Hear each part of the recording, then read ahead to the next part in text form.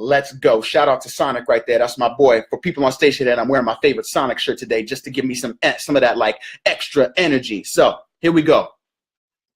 To start off this week, the word on the street was shut down. Government shut down. Democratic shut down. Congressional shut down. But y'all know me.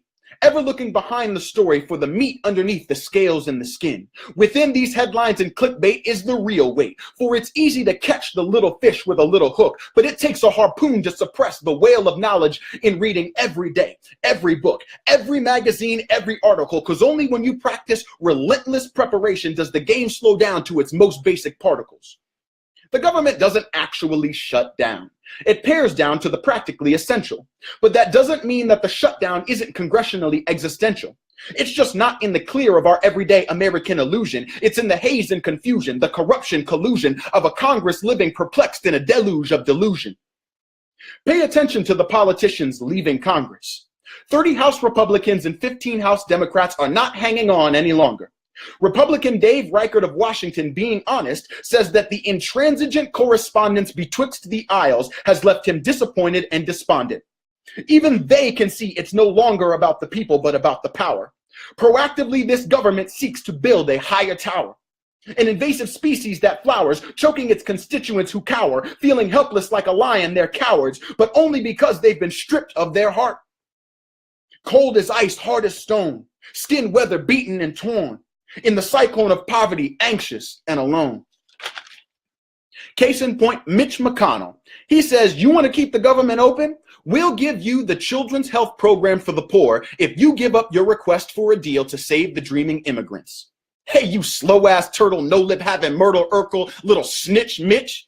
Children who are poor did not get a choice in the matter. Their health programs are not up for negotiation. A child's health is not leverage in some political game. There is nothing to gain when a child dies from a preventable disease other than some philosopher who wins the argument that it was all meant to be. But guess what? I don't vote or pay tax money for a cocky-ass philosopher to be my representative. So find something else to negotiate with and put an end to your child negligence. Nah. While I loathe Mitch McConnell, and when I tell you I loathe him, I loathe that man. I can't single him out. He's just one of the culprits of this chronic congressional constipation. The shutdown is of the American body due to the toxic shock of values so fecal. We have to fight back. We have to be lethal. Convulsing, we're epileptically venal. Give us the shot, plunge in the needle, save us from death. Please operate. And once we're awake, force us to take the steps to reintegrate our body and soul with the light of equality. If not, we will continue to disintegrate. And part of that disintegration has to do with our education system. A topic so thick, we're going to break from the poem and go to standard narration because we are systematically failing our children's minds. And the cause is, shocker, of the economical kind.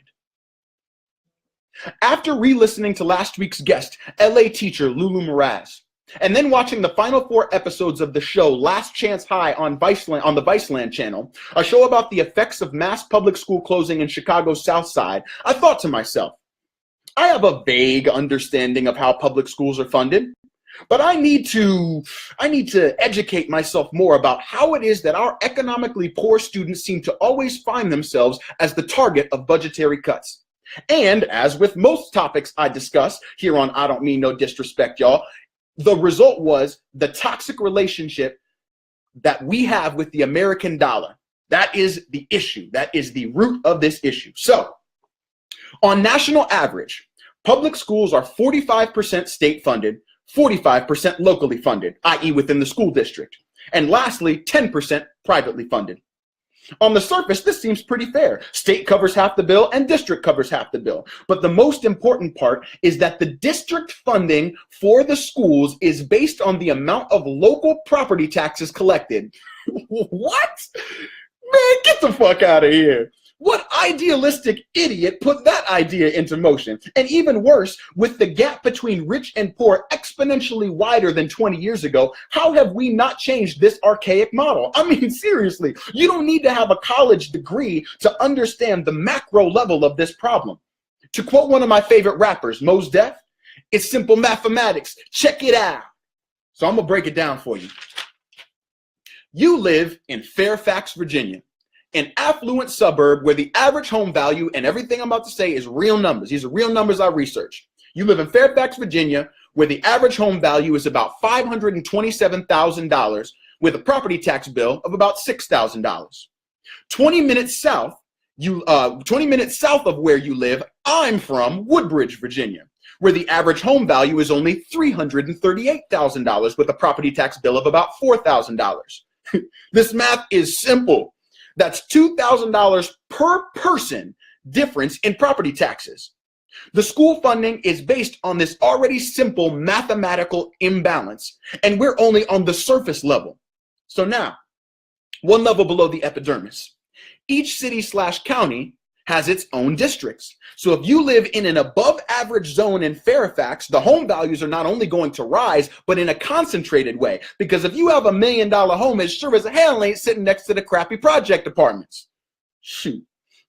Now, magically, all of a sudden, you're wealthy in property taxes, and voila, your local public school is now wealthy in funding and resources. In comparison to, I live in my dad's below average zone in Woodbridge, where the property tax is exponentially lower than your affluent Fairfax neighborhood.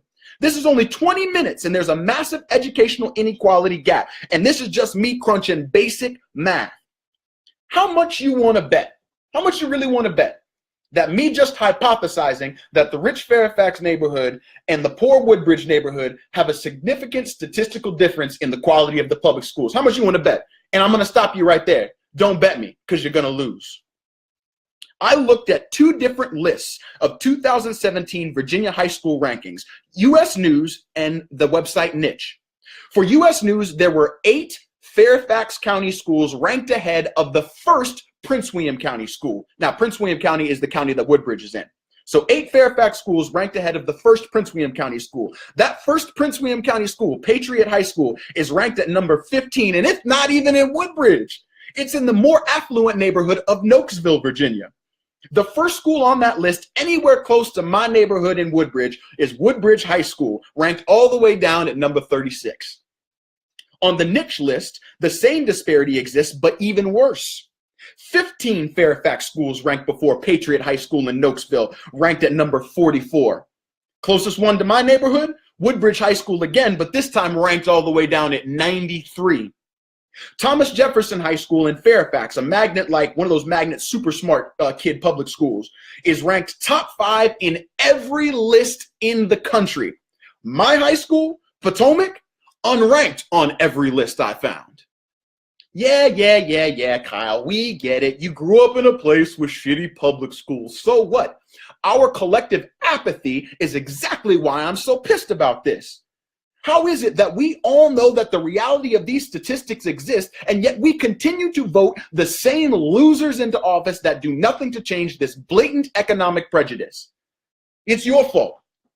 It's my fault. It's our elders' fault, and it's America's fault. I say all of this to tell you from experience. There were nights when I would sit at my dad's house and the electricity was out, and I would wonder to myself, man, this has to be normal. And so just kind of assuming that this was a normal thing that every kid went through, I would just let it go. I wouldn't be upset. I just survive. I didn't have a choice. Poor children don't have a choice. So if you don't want to fight for homeless drug addicts on the street, that's fine. I ain't mad at you. Shoot. Most likely some unfortunate choices got made for them to be there. But that person's child, that drug addict on the street's child, did not get a choice. And dooming them to an uneducated future is arguably the most greedy thing we all participate in with our complacency. I did not start this show to feel comfortable. I started this show to remind all of us of the fierce urgency of now. You remember those words? I hope you do, because we just took a day off last week from work for Martin Luther King Day. He's the one who said them. I'm reminding everyone of the fierce urgency of now. We have to. The hardworking lower, middle, and upper middle classes have to revolutionarily change the way we interact with the American dollar. We can no longer walk hand in hand with the dollar's absolute disregard for our humanity and basic rights. So how do we solve this problem with education? It's a tough question. You'd think it'd be a private sector solution, right? If the issue is money, then throw private funding at it. Ah, but you see, young Simba, I just said that we have to revolutionize our interaction with the dollar. The dollar will always fight for its own selfish morals to efficiently maximize its value, aka a profit margin. You need look no further than the privatized prison system to see that the private prison is only profitable and job creating if there are what? Yeah, that's right. Prisoners to pack the cells. As such, laws must be manipulated. Sentences must be levied to ensure that the prisons stay operating and making money to the tune of billions of dollars in profit, which puts the prison in the extremely corrupt position of maintaining the local economy, giving zero incentive to ever actually solve the problem of crime. It's simple mathematics. Next time you get robbed, go ahead and call your nearest prison, because guess what? You, the person who got robbed, just made them a profit. This kind of corporate perversion of values already exists in the public school sector. Large corporations have already set up their way to profit on the poor. Noliwe M. Rooks discusses in her book, Cutting School, Privatization, Segregation, and the End of Public Education, that upon seeing the need for supplemental education in poor neighborhoods, rather than use their millions to lobby Congress to fundamentally change inequality in the public school education system, the private sector instead opened up separate private vocational schools, private tutoring companies, virtual charter schools, and other cyber education programs. And guess what? None of those things makes money unless there's what? You got it. Poor and underserved children to spend money on them. Yet another poor tax for the Sheriff of Nottingham to squeeze out of a mother of three working 2 jobs. The American dollar does not care about poor children. They are actually the engine maximizing its efficiency. So, okay, we can't rely on a privatized prison system. So the state should carry the burden and cover the disparity between rich and poor districts. Some do. We got a shout out of all places, and Mom, you're going to love this, North Dakota. We got to shout out the state of North Dakota. The rise in property value due to the oil boom skyrocketed the public school resources invested in their education system. But not every state is like North Dakota. Because by comparison, hold on, let me get that right. Hold on, got to check. You can't always get it right. You got to rewind. Rewind. The rise in property value due to the oil boom skyrocketed the public school resources in North Dakota, and thankfully, the state decided to keep those resources invested in the education system. But not every state is in North Dakota's position. First of all, the entire state only has 750,000 people in it.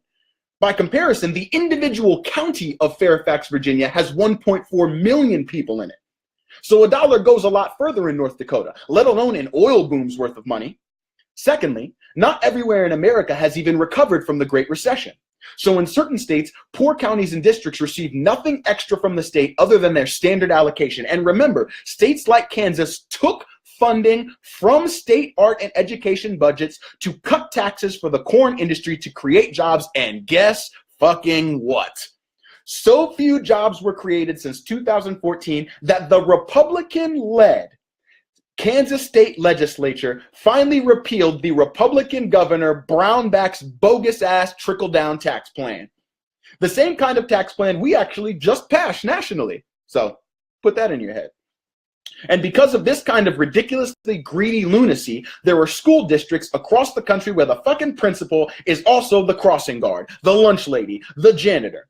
So what did we learn in this little part of the lesson? The dollar wins yet again. It found a way to maximize its profit while helping the least amount of people possible. All right, so we can't trust the private dollar to solve the problem. States like North Dakota might help us out, but that's only if they win some kind of act of God lottery and get an influx of some random resource that they'll share, some random resource that hopefully they'll share with public education. So what's left? Now, y'all, we on episode 9 of this show. Y'all know damn well what the answer is. It's us, you and me. Whoever you are, wherever you are, and however rich or poor you may happen to be. Remember, I'm fighting for a revolutionary shift in how we interact and love one another with regard to our relationship to the American dollar. It can start simple. You listen to this broadcast and decide, you know what, I'm going to look up the public school statistics in my neighborhood for the sole purpose of being more aware of the reality that I live in. Don't detach yourself from your human community just because you're tired of social media rants. Hilariously, we're doing one. Because you're tired of social media rants and national media coverage. Those are fictitious realms created by algorithms and metrics. Reconnect with the actual world if you're feeling frustrated by the internet. Be proactive in learning about the world around you, and you will always be one step ahead of the drone sheep on Instagram who don't question their master's motives. If you're looking to level up your rejection of complacency, get a little more XP, if you will, for all my gaming nerds, might I suggest more than a simple monetary donation to your favorite charitable cause.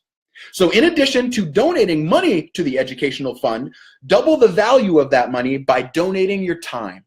Remember, the dollar gives zero fucks about humanity, but add your time and your love to the equation, and magically that dollar has become revalued.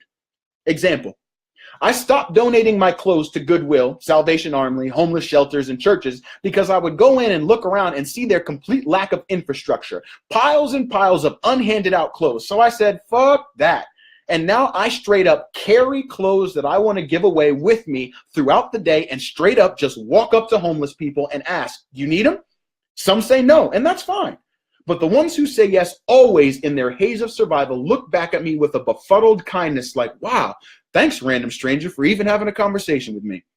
Now, I'm a 6'1", broadly built man, so it takes a serious situation for me to ever find myself threatened. So I'm not saying to you to roll down a foreign neighborhood on your own offering charitable education services to strangers. I'm just saying find ways to add a human component to your yearly monetary donations. Now, lastly, you want to do some crazy revolution type shit, the type of shit that I like to think about. Because remember, one more time, the goal is to revolutionize the way we love each other within our relationship to the dollar. I want you to go online and look up integratedschools.org. That is integrated schools, the word integrated, like the old word that they taught you in high school about segregation, integration, integratedschools.org. This is a group of middle class and upper middle class white people who formed an organization to, quote, and this is directly off of their website, quote, deliberately and joyfully enroll our children in schools that are racially, ethnically, linguistically, and socioeconomically diverse, because the onus to integrate falls squarely on the shoulders of the very group that helped it fail. Yep, middle class and white parents. But do it responsibly and in partnership with families of color and economically disadvantaged students. Courtney, I know you're watching. We already had a conversation with each other. I just give you golf claps. That sentence right there is music to my biracial ears. I live the reality of that statement every single day.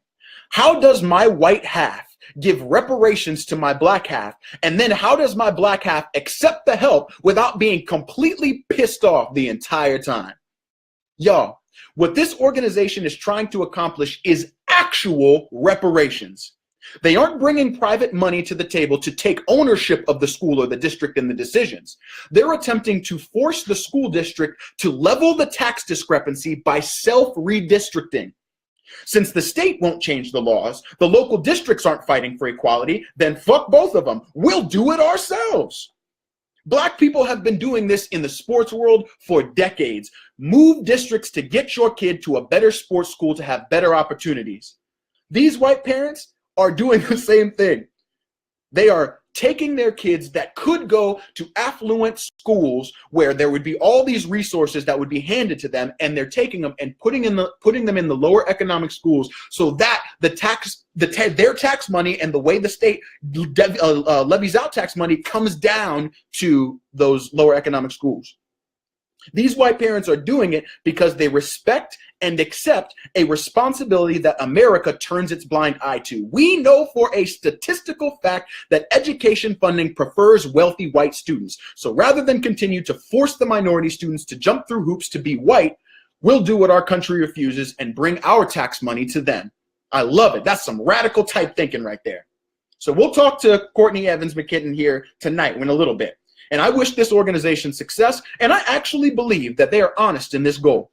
Now, For all you millennials listening, like me, I'm a millennial, so I ain't saying it. Some people be saying millennial with a negative context. I don't. So for all of us millennials listening who have little children or will soon be having them, these kinds of choices are up to us. How do we force the old white patriarchal American dollar to change the structure of our broken education system so everyone's child has access to a basic quality of education? It is our responsibility now to pick up the shattered pieces that our forefathers have left us and decide what America we want to birth out of the ashes of that absolute greed.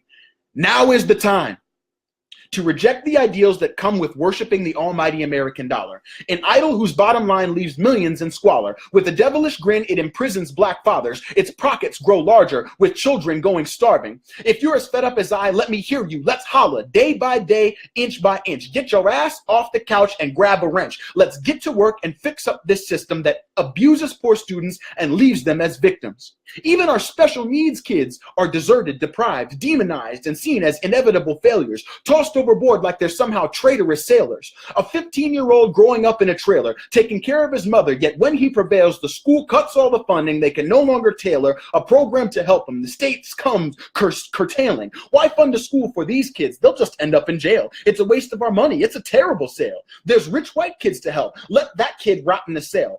Funds for black special needs kids, man, that's the cheapest of wells. Oh, is it? Bro, hold me back, because I'm going to clock them. You got beef with the poor? Then bet we have a problem. And I'm going to solve it, because I'm going to rob them of any more of my comfortable silence. I'm about to infect them. My writing gone viral, ripping holes through the page, commonsensically raged, my patience insolvent. Uh-oh, he's evolving. I don't mean no disrespect, y'all, but it could not possibly be more blatant. America, you need people to have mental illness. You need education declining. The trick is you need people to fill up the prisons. What you will do for your dollar is unhumanly sick. You rather see millions of people fading away in prison or digging their own grave, as long as your coffers are full and the profits are saved, to offshore account and shelter away, because the dollar knows no allegiance but to its master, whose slaves are bleeding for their minimum wage. Quiet for fear of the day. Their pennies will be taken away and their children will starve and decay. And I say, like Foghorn Leghorn, I repeat to emphasize, we must continue to rise. Make money, my friends. Don't do otherwise, but look greed in the eyes and promise with pride that you will not sell or buy without at least looking inside to realize one more time that unless we fundamentally change how we interact with our addiction to the American dollar, which has proven time and again, like any other drug, that it will choose its own needs over ours, we will continue to languish in our own suffering, blame our children for their poverty and mental illness, divorce our spouse over monetary discrepancies, bury our family members who died of preventable diseases, and eventually our economic autonomy will surrender and cede. And my friends, we will forever be poor with American greed. Thank you. So as you can see, I clearly take the topic of public school funding very seriously, and I find it to be absolutely deplorable that we allow our poor students to deal with subhuman, in many cases, subhuman treatment at the hands of the public school sector. And I'll tell you,